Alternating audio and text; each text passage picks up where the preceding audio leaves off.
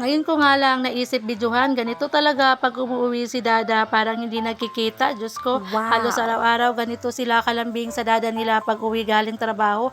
Ayaw ko nga sanang sanayin sila ng ganito, pero wala akong magagawa kasi ganyan sila sa Dada nila. Ngayon lang kasi nila makasama ang Dada nila ng tagal-tagal.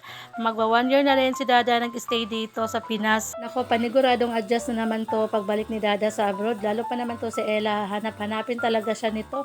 Pagising pa nga lang sa umaga ay Dada na talaga niya ang hinahanap niya. Pag maglambingan tong dalawang to ay parang wala nang bukas. Ganito talaga sila palagi pag umuwi yung Dada niya. Tingnan nyo naman si Elana kasi pag umuwi yung Dada niya, siya talaga yung tagaligpit ng sapatos at tagahubad ng medyas ng Dada niya. Kaya sobrang natutuwa si Dada sa kanya. Alam na alam talaga niya ang ginagawa ng batang to.